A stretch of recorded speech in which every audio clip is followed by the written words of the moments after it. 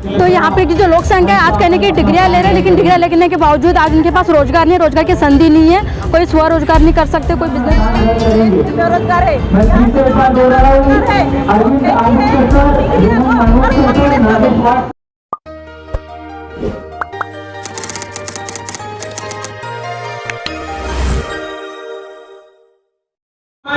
नमस्कार दोस्तों, मैं हूं गौतम और आप देख रहे हैं गौतम बोमाडी ब्लॉग्स। मैं आया हूं संविधान चौक। आप देख सकते हैं संविधान चौक में भारतीय बेरोजगार मोर्चा का आयोजन किया गया है। 1 अप्रैल से पूरे भारत में भारतीय बेरोजगार मोर्चा का आयोजन किया गया है। मैं यहाँ पर पहुँचा हूँ। ये स्टॉल देख सकते हैं, ये बेरोजगार का स्टॉल है। बेरोजगार की संसद का स्टॉल लगा हुआ है और यहाँ पे एक सर आए हैं जो पढ़े लिखे हैं और वो यहाँ पर पकौड़े तल रहे हैं। हम जानते हैं उनसे कि वो क्या कहना चाहते हैं। सर ये जो सरकार चाहती नहीं कि पढ़ लिख के कुछ ये करिए, सरकार ये चाहती है कि पढ़ लिख के लोग बेरोजगार हो, पकौड़े तले। ये विकास की बात करते, पर विकास का पहला मुद्दा शिक्षा ही होता है और ये सरकार शिक्षा को ही खत्म करने में लगी पड़ी हुई है। अपना स्थान ग्रहण करेंगे। बेरोजगार है। मैं फिर से एक बार बोल रहा हूँ, अरविंद आदित्य सर,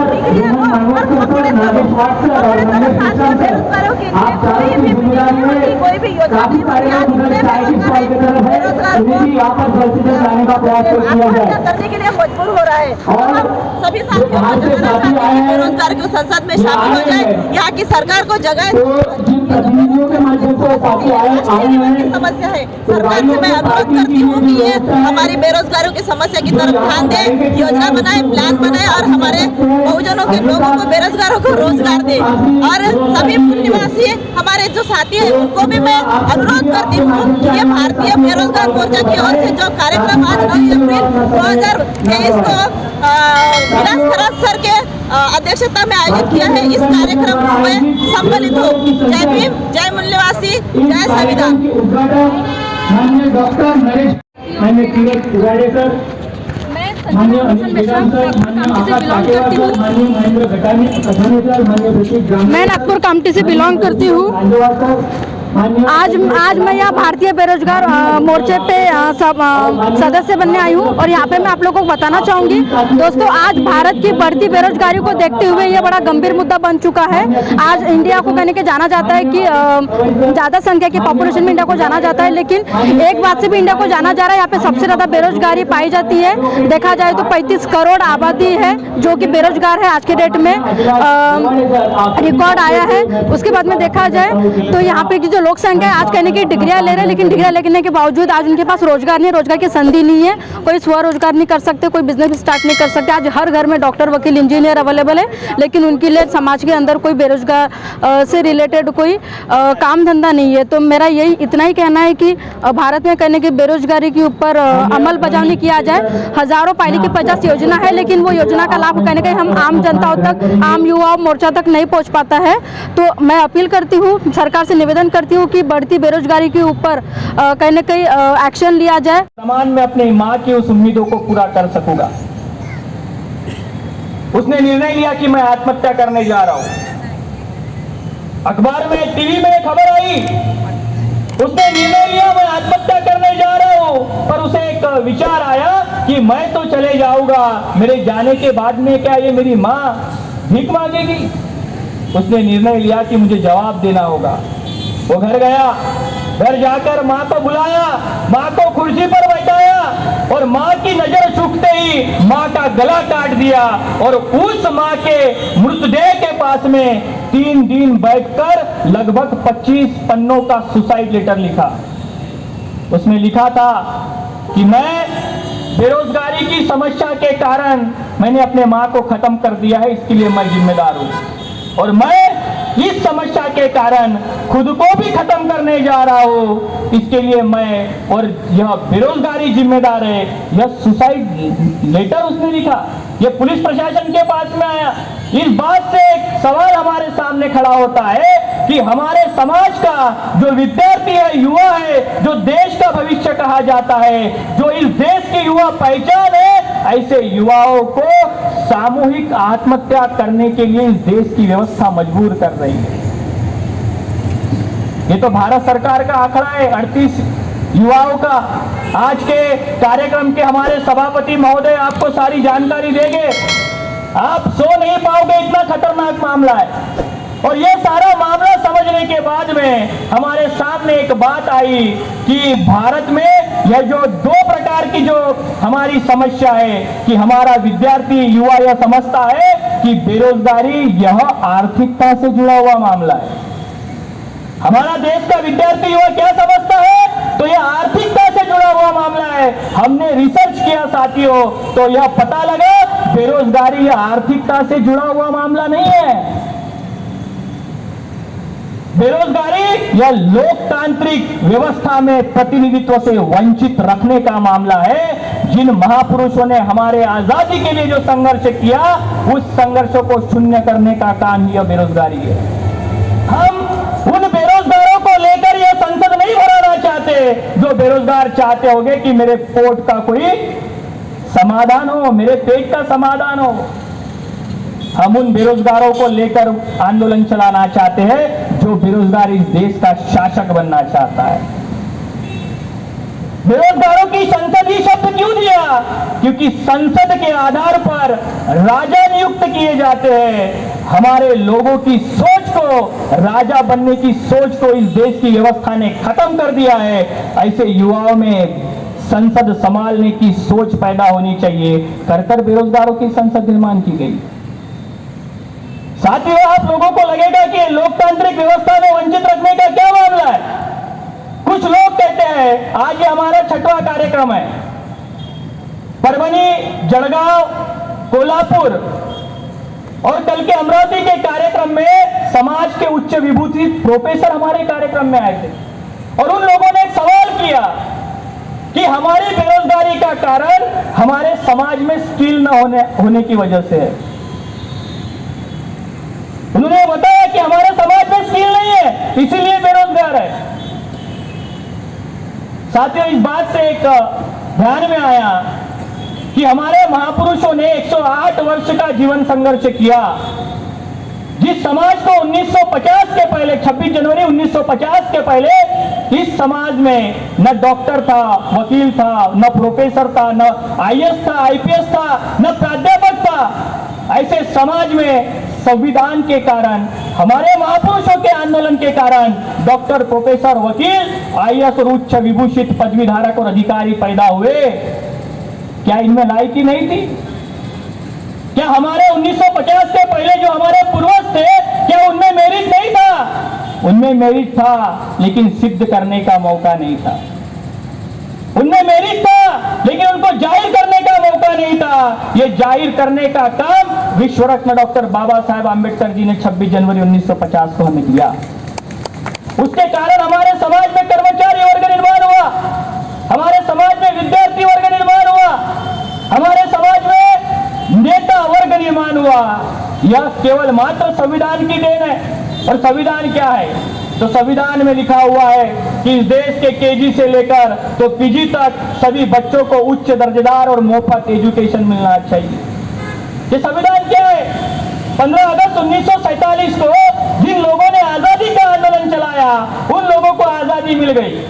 बाबा साहेब आंबेडकर ने कहा कि आजाद भारत में मेरे लोगों को अगर अधिकार नहीं मिलते हैं, ऐसी आजादी मुझे नहीं चाहिए। एक होती है देश की आजादी और दूसरी होती है देश की जनता की आजादी। 15 अगस्त 1947 को देश आजाद हुआ, लेकिन देश की जनता को आजाद करने का जो दिन है वो 26 जनवरी 1950 है। और ये आजाद करने का क्या मामला था कि हम इस देश के भूमिपुत्र हैं, हम इस मातृभूमि के भूमिपुत्र हैं। हमारे हजारों पीढ़ियों ने अपने खून के भरोसे पर इस धरती को सींचा है।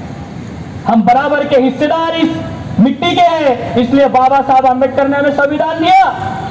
संविधान में लिखा कि संविधान का इंप्लीमेंटेशन करने के लिए संसद होगी, संसद में लोग प्रतिनिधि होंगे, लोग प्रतिनिधि चुन कर जाएंगे। ये लोग प्रतिनिधि अपने समाज के हितों के लिए आवाज उठाएंगे, अपने समाज का कल्याण करने के लिए, संविधान का इंप्लीमेंटेशन करने के लिए ये संविधान में, संसद में आवाज उठाकर बात करेंगे। भारत ये लोक कल्याणकारी राष्ट्र है। संविधान ने शिक्षा का अधिकार दिया, संविधान ने नौकरी करने का अधिकार दिया। बोबड़े सर ने आपको काफी सारी जानकारी दी। लगभग 348 कंपनियां कर्मचारियों के पीएफ के आधार पर खड़ी की गई। ये 348 कंपनियों को एलपीजी के माध्यम से सरकार ने उद्योगपतियों को बेच दिया। ये कंपनियां हमारे समाज के जो कर्मचारी वर्ग है, इनके मेहनत और पसीनों के ऊपर पे खड़ी की गई थी। ये कंपनियां खड़ी करेंगे तो क्या केवल मात्र बिना लोगों से कंपनी चलने वाली है? नहीं चलेगी। इसलिए उसमें नया एम्प्लॉयमेंट भरा जाता था। सिक्योरिटी हमारे समाज के कर्मचारियों की थी। हमारा समाज प्रबल और संपन्न बने, इसके लिए उसके हर सिक्योरिटी की जिम्मेदारी संविधान निर्माता ने की। इसीलिए कोई भी बाप अपने लड़की के लिए दामाद देखता था तो पहले रिक्वायरमेंट लगता था कि गवर्नमेंट नौकरी से जवाई पाइजे। उसे पता था यहां तक लाया है, दूर दूर तक मुझे कोई नजर नहीं आ रहा, ये आगे लेकर जाएगा। इस कार्य को आगे चलाने के लिए ये युवा काम में आ सकते हैं जो आत्महत्या कर रहे हैं। हम लोगों ने निर्णय लिया कि हमारे समाज को नालायक बनाने का काम इस देश की व्यवस्था और संसद में चल रहा है। उनका मनोबल गिराने का काम इस संसद में किया जा रहा है। हमारे समाज के जो दलाल नेता है, इनके आधार पर किया जा रहा है, जो बोलते नहीं है। इस समाज का मनोबल उठाकर हम ऐसे समाज को लड़ाई के लिए तैयार करना चाहते हैं। 38 युवाओं की बेरोजगारी और आत्महत्या की समस्या को शून्य करना चाहते हैं। हम बेरोजगारों को रोजगार देने के लिए संसद का निर्माण नहीं कर रहे हैं, बेरोजगारों को शासन करती जमात बनाने के लिए संसद का कार्यक्रम है। बाबा साहेब अम्बेडकर कहते थे, जाओ अपने घरों की दीवारों पर लिखो तुम्हें इस देश की शासन करती जमात बनना है। उस समय में हमारे समाज के घरों पर दीवारें नहीं थी। बाबा साहब ने कहा जाओ दीवारों पर लिखो, दीवारें नहीं थी। ऐसा कहने के बाद इस बात को हमारे दुश्मनों ने अपने दिमाग में रखा और आज वो शासक वर्ग बने हुए हैं। इसका एक मात्र कारण है कि हमारे युवाओं को योग्य मार्गदर्शन नहीं है। सर ने कहा 18 लाख लोगों ने मोर्चा चलाया। साथियों, समाज कहता है कि समाज का बुद्धिजीवी वर्ग एक कर्मचारी होता है और महात्मा ज्योतिराव फुले कहते हैं की शिक्षण म्हणजे काय? खऱ्याला खरं आणि खोट्याला खोटं मांडण्याची धमक ज्याच्यात असते ते म्हणजे शिक्षण. ज्याला शत्रू आणि मित्राची ओळख असते हे म्हणजे शिक्षण. हमारे समाज में जो विद्यार्थी है, जो कर्मचारी वर्ग है, इस कर्मचारी वर्ग में एक बात उनको बताई गई, उनका जो एजुकेशन है वो my education for my career बन चुका हुआ है। हमारी जो बेरोजगारी की समस्या है, हमारी गुलामी की समस्या का केवल मात्र एक ही कारण है, हमारे महापुरुषों ने आंदोलन चलाया, my education for my society. मेरी शिक्षा मेरे समाज के लिए, मेरी मुक्ति मेरे समाज के लिए।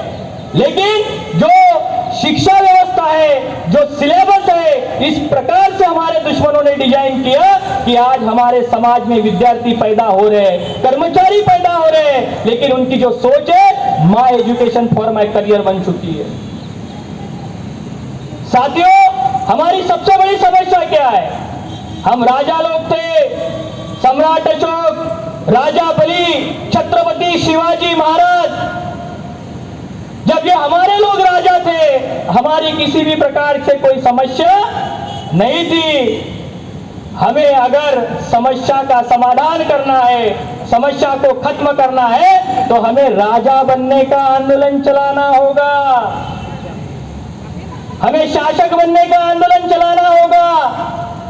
राजा बाद में बनता है, पहले सोच पैदा करनी होती है। संसद का निर्माण कर संसद चलाने की सोच पैदा की जा रही है। ये संसद की सोच पैदा की जा रही है। हम ही इस देश को चलाने लायक बनना चाहते हैं। हमारे सामने जो समस्या रूपी पेड़ है, उस पेड़ के ऊपर समस्या रूपी जो पत्तियां है, एक एक पत्ती है हमारी समस्या की, एक पत्ती है हमारी बेरोजगारी, हमारी जाति व्यवस्था, हमारी हजारों लाखों प्रकार की समस्या है। हम एक तोड़ने जाते हैं, दूसरी पैदा होती है। दूसरी तोड़ने जाते हैं, 4 पैदा होती है। हमारी एनर्जी और शक्ति का जो है वो वेस्ट हो रहा है, वेस्ट हो रहा है। अभी हमें ऐसी लड़ाई लड़नी है कि हम समस्या रूपी पेड़ को जड़ से खत्म करना चाहते हैं। इस समस्या रूपी पेड़ को अगर जड़ से ही खत्म कर दिया जाए, हम इस देश के शासक बनेंगे, हम ही निर्धारित करेंगे हमें क्या चाहिए और किसे क्या देना है, क्योंकि हमारे खून में शासक होने का गुण है। इसलिए साथियों, यह बेरोजगारों की संसद का कार्यक्रम है। यह केवल मात्र संसद हम यहां पर नहीं ले रहे। आप लोगों को और एक जानकारी देना चाहता हूं, दुनिया में जितने भी परिवर्तन हुए हैं, यह परिवर्तन संगठन शक्ति के आधार पर ही हुए हैं। बिना संगठन शक्ति के कोई समस्या का समाधान नहीं हो सकता और ना ही बड़ा परिवर्तन किया जा सकता है। इसीलिए साथियों, भारतीय बेरोजगार मोर्चा ने जब 6 दिसंबर 2013 को इस संगठन की स्थापना हुई, हमने प्रशिक्षित कार्यकर्ताओं को तैयार किया। आज लगभग 2023 में 10 साल पूरे हुए। आज संगठन देश के 25 राज्यों में और 350 जिलों में काम कर रहा है। अभी इस संगठन शक्ति का उपयोग हम रास्ते की लड़ाई लड़ने के लिए करने वाले हैं। संसद 4 दीवारों के अंदर होती है, हम रास्ते के ऊपर संसद कर रहे हैं। ये इसलिए कर रहे हैं कि हम शासन करती जमात बनना चाहते हैं, सोच पैदा करना चाहते हैं। इसलिए साथियों, अगर हमें परिवर्तन करना है तो हमें संगठन शक्ति को बढ़ाना होगा। माननीय सभापति महोदय आपको बताएंगे, क्योंकि किसी भी लड़ाई की कोई अगर प्लानिंग और रणनीति ना हो तो वो लड़ाई नहीं होती है, वो मजाक बन जाता है। बेरोजगारों की संसद ये कार्यक्रम नहीं, लड़ाई है, हमारा रूट मैप है, हमारी रणनीति है। केवल मात्र समाज के लोगों के कान खुश करने के लिए हमारा कार्यक्रम नहीं है, हम परिवर्तन करने के लिए इस कार्यक्रम को चला रहे हैं। आने वाले समय में लगभग 2 साल के अंदर हम हमारी गुलामी से आजाद होना चाहते हैं। क्यों? कि युवा जो होता है वो हवा का रुख बदलता है।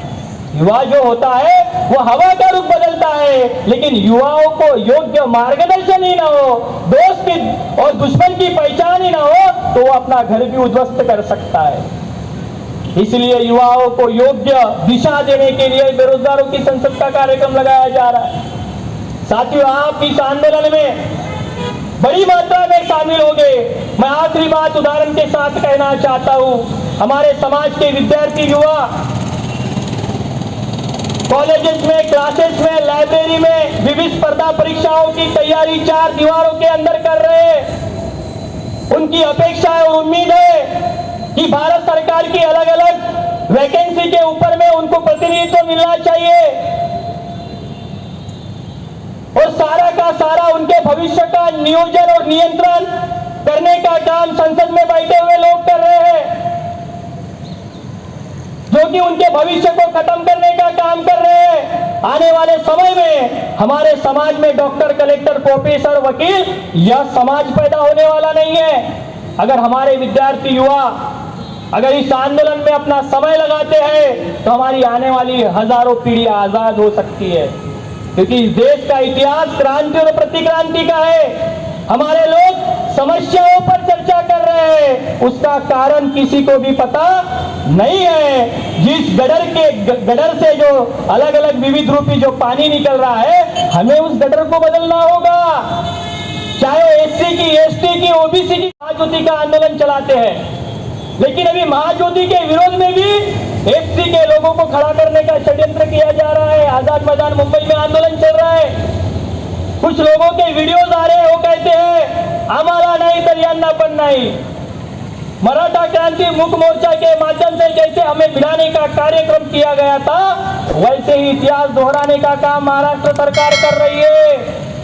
हमें सचेत होना होगा, आने वाले पीढ़ियों को बचाना होगा और संगठन शक्ति का निर्माण कर अपनी मुक्ति के आंदोलन में शरीक होकर आजाद होना होगा। इसीलिए भारतीय बेरोजगार मोर्चा यह बड़ी मात्रा में काम कर रहा है। साथियों, ये जो आंदोलन है ये पूरे देश में राष्ट्रव्यापी आंदोलन होने वाला है।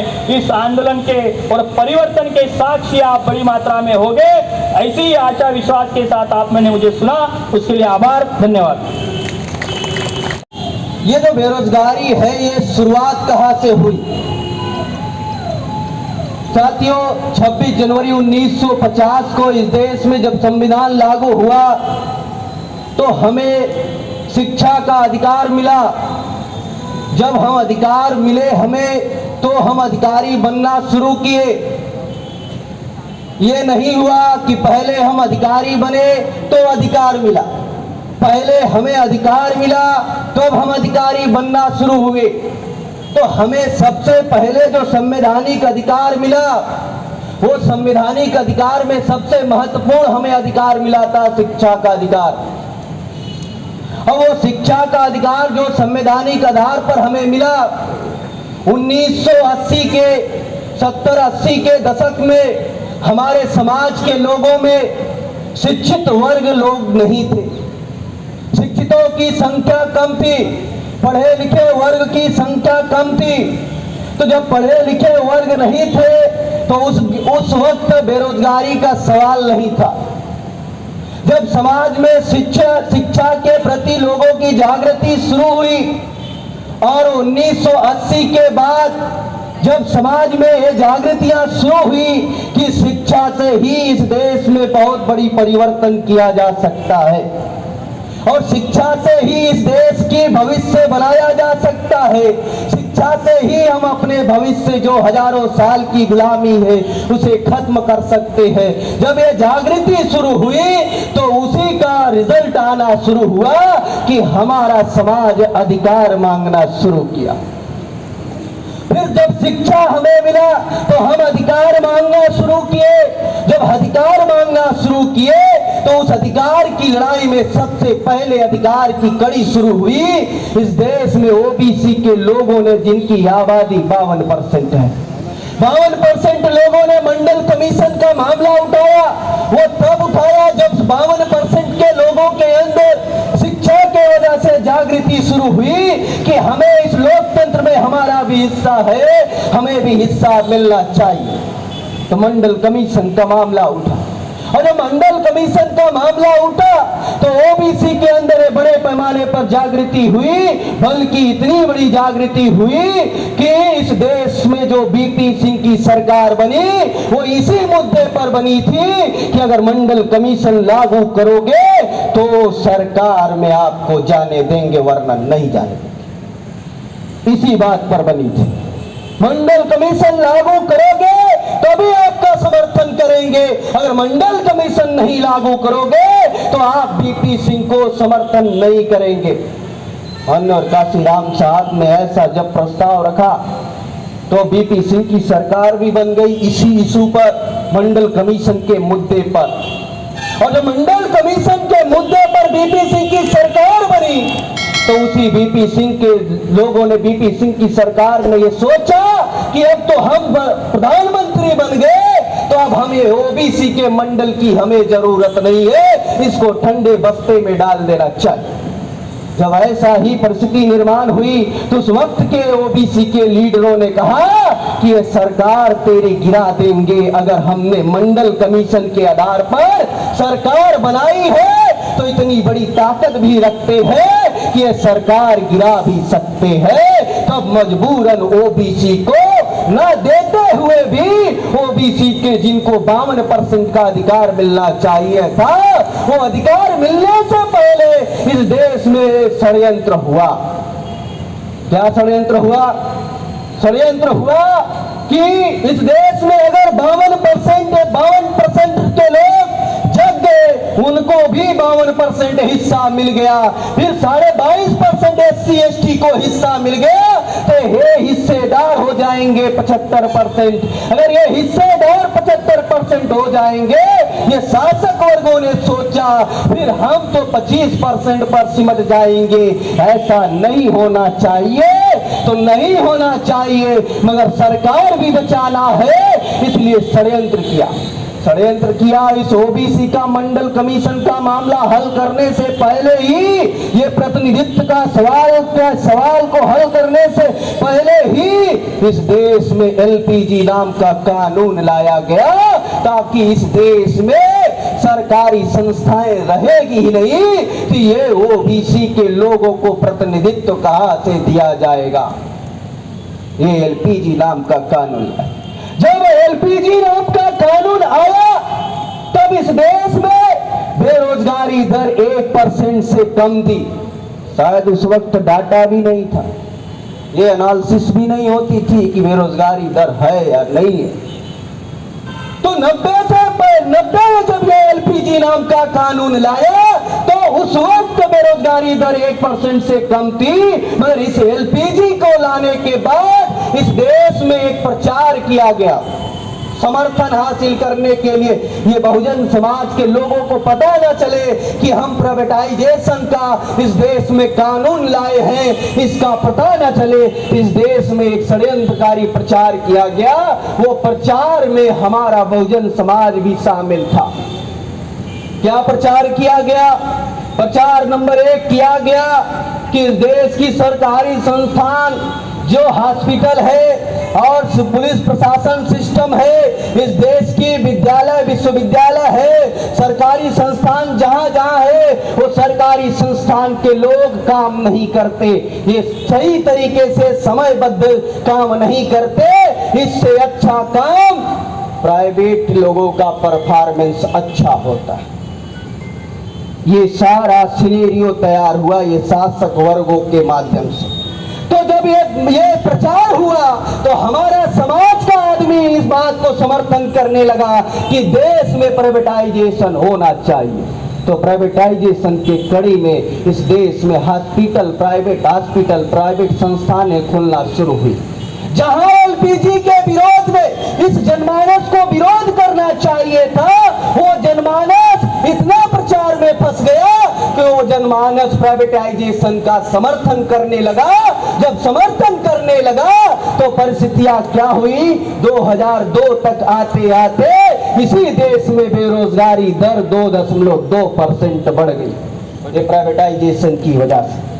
हमें सरकार के लोगों ने कहा इससे काम बढ़ेगा, इससे रोजगार बढ़ेगा, एलपीजी से बड़े पैमाने पर रोजगार बढ़ेगा। मगर डाटा कहता है 2002 के दौरान कि एलपीजी का दुष्परिणाम आया कि समाज में 2.2% बेरोजगारी दर बढ़ गया। जब बेरोजगारी दर बढ़ा और फिर इसके बाद इस देश में बड़े पैमाने पर सरकारी संस्थानों को प्राइवेटाइजेशन करना शुरू हुआ। इस देश में 2014 की सरकार, जो ये सरकार है वर्तमान में नरेंद्र मोदी की सरकार, ये बनने जाने के बाद खूब डांस कर रहे थे। उनको लग रहा था कि साला अब संसद की सबसे बड़ी मंजिल में हम आ गए हैं और राष्ट्रपति भवन में आ गए हैं और ए ग्रेड की सारे व्यवस्थाएं यहाँ पर है, और उस खुशी में वो डांस कर रहे थे। पूरा आंदोलन उनके पास था। इतना ज्यादा आंदोलन श्रीलंका में भड़क चुकी थी कि महिंद्रा राजपक्षे को वहां से छोड़ करके, देश छोड़ करके भागना पड़ा। अगर ये काम करने के बाद अगर यही परिस्थिति इस देश में सरकार कराना चाहती है तो युवा बेरोजगारों को ये तैयारी करनी होगी।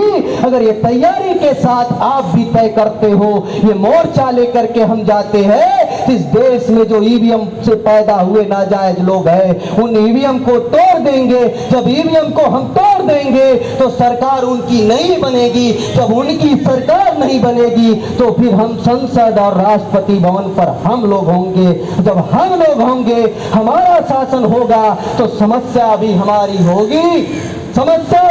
होगी, मगर उस समस्या का समाधान करने लायक भी हम होंगे। समस्या भी हमारी है, मगर इस समस्या का समाधान करने के लिए हम भीख मांगने के लिए फडणवीस के साथ जा रहे हैं। हम इस समस्या का समाधान करने के लिए, भीख मांगने के लिए हम नरेंद्र मोदी का पिछवाड़ा लेने के लिए जा रहे हैं। तो अभी हम ये तैयारी कर रहे हैं, अभी हम भीख मांगने की तैयारी में नहीं है। अभी हम इस देश में शासन बनती जमात की तैयारी में है, शासन करती जमात की तैयारी में है। और शासन बनती जमात बनने के लिए हम अपने नौजवानों और विद्यार्थियों से अपील करना चाहते हैं। अंतिम बात अपील करना चाहते हैं, साथियों, आप अपने जिंदगी का बहुत समय अपने पढ़ाई में लगाया मगर कुछ हासिल नहीं हुआ। अगर मैं आपसे अपील करना चाहते हैं कि अपने जिंदगी का मात्र 10 साल अपने समाज हित के लिए लगा दो। अपने जिंदगी का अपने 10 साल अगर समाज हित के लिए लगा दो तो आने वाले समय में इस देश के सर्वोच्च संस्थानों पर आप कब्जा करने लायक हो जाओगे। और किया भी गया है इस देश में। ये जो नरेंद्र मोदी की सरकार, नरेंद्र मोदी बना है प्रधानमंत्री, ये डिग्री नहीं है, फिर भी प्रधानमंत्री कैसे बना? उसने अपनी जिंदगी का सर्वोच्च समय आरएसएस के कैंप में दिया। आज आरएसएस की सरकार बनी तो उसको प्रधानमंत्री से नवाज दिया। जो योग्य नहीं था उसे प्रधानमंत्री बना दिया। मगर हम सब तो योग्य लायक बेटे अपने बाबा साहब अम्बेडकर के हैं। अगर हम लायक अपने बाप के बेटे हैं तो आने वाले समय में हम संसद की अगर हम कूच करते हैं तो हमारे नौजवानों से यही अपील है कि अपने जिंदगी का 10 साल दो, और 10 साल दोगे और 11वें साल ये तय है कि जिस परिस्थिति में हम लोग काम कर रहे हैं, जिस परिस्थिति, जिस तेजी से ये आंदोलन चलाया जा रहा है, जिस तरीके से, जिस रोड मैप के साथ ये आंदोलन चल रहा है, जिस स्पीड से, आने वाले 10 साल के अंदर निश्चित तौर पर आप इस देश के शासक वर्ग में तब्दील हो सकते हो। तो आप अपनी समस्या समाधान करने लायक हो सकते हो। ये बात आप सोचोगे, विचार करोगे। हमारे नौजवान आत्महत्या करने के बजाय, इस देश में मरने के बजाय, कुत्तों की मौत मरने के बजाय लड़कर मरने की क्षमता पैदा करो। अगर लड़ करके मरोगे तो देश में आपका इतिहास बनेगा। और इतिहास बनाने के लिए आप लोग भारतीय बेरोजगार मोर्चा के बैनर तले आएंगे और इस संसद की तरह संसद पर मोर्चा लेकर के जाने की तैयारी करेंगे। आप लोगों को बहुत धन्यवाद। एक अंतिम सूचना यह है कि आने वाले जो दूसरा चरण हमारा है बेरोजगार जोड़ो यात्रा, वो आने वाले 17 मई को यस नागपुर के शहर में आएगी वो बेरोजगार जोड़ो यात्रा। और ये बेरोजगार जोड़ो यात्रा के लिए हमारे नौजवानों और विद्यार्थियों को और हमारे कार्यकर्ताओं से अपील है कि आप यहाँ जो आप अभी आए हो, इससे हजारों गुने की तैयारी से आने वाले 17 मई को यहाँ पर इस शहर को, अभी हमने तो 6 अक्टूबर को लेकर के गया था मोर्चा, मगर अब हम लोग शासन के लोगों को घेरने की तैयारी में है। तो आप लोग आने वाले 17 मई को बड़ी तैयारी के साथ, हजारों दसनों हजार तैयारी के साथ आप लोग बेरोजगार जोड़ो यात्रा में शरीक होंगे। और इस आंदोलन की तैयारी आज से ही जा करके करना शुरू करेंगे, ऐसा आशा और विश्वास भी करते हैं। आप लोगों ने हमारी बात सुनी, आप लोगों को बहुत बहुत धन्यवाद। बहुत बहुत धन्यवाद सर। पूरे आंदोलन की रूपरेखा